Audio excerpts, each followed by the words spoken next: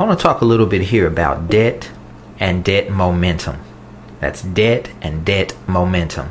Debt is broken down into two categories when we discuss it. The first kind of debt we want to talk about is something I call passive debt. It's an amount of money that you owe currently that does not create or add to debt momentum. It can also be used to create tax write-offs.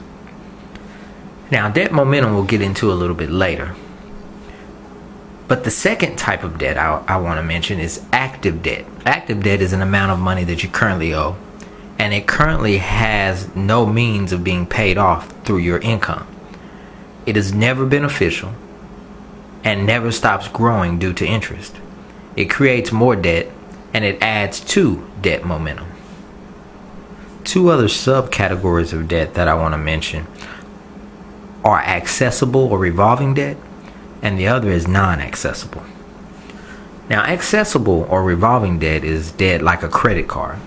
Now, when you make payments to reduce the debt of a credit card, it can also be reaccessed and used in the event of an emergency. So if I pay down this debt and then lose my job or have an emergency, I can reaccess and use it without requalifying. Now, non-accessible debt is debt such as home loans, car loans, student loans, bank loans, or lines of credit, things of that nature. These are the things that you must requalify for to reaccess or to reuse. If I pay that down and I lose my job or have an emergency, I cannot reaccess it without requalifying for it. And that will not be possible after losing my job.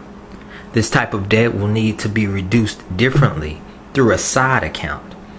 So when we look at wanting to pay down non-accessible debt or submit extra payments so that it goes down faster, we would want to do that through a side account, an account we can reaccess, place those payments into, and then once we get that to a certain amount, we would make a lump sum payment to pay off the whole debt.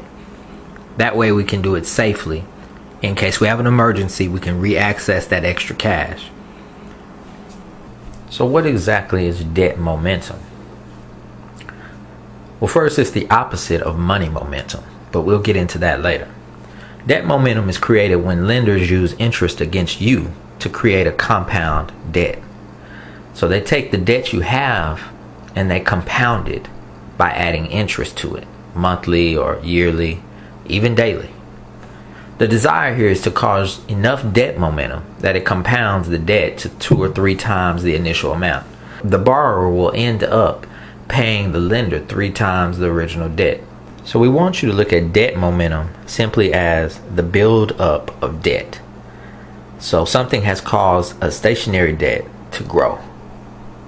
For instance, would you consider a credit card a debt momentum tool? Or could it be considered a money momentum tool? I submit to you that it could be either one, but in most cases it's being used as a debt momentum tool against you.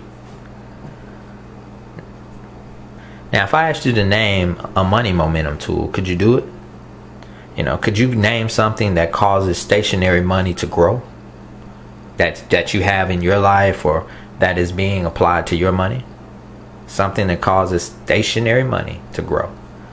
Well, you may not be able to name many instruments or tools, but I bet you a rich person or a wealthy person can name many because they're utilizing those tools and their money is being multiplied by applying the tools and the techniques that cause money momentum. So in essence, the rich stay rich, they get more money, and the poor stay poor because they don't have these tools working in their favor, and debt continues to grow, debt momentum continues to grow, and the poor stay poor. See, the rich understand a very important concept. Using money to eliminate debt will make you poor. But using money's momentum instead and holding on to the money itself will keep you rich. Thus, the rich stay rich or continue to keep money, and the poor get poor or continue to lose money. This brings us to the topic of balanced debt payoff. We should always pay off debt in a balanced way. But what exactly does that mean? The rich never use their money to pay off debt. They use the power behind their money. In essence, they use what we refer to as money momentum.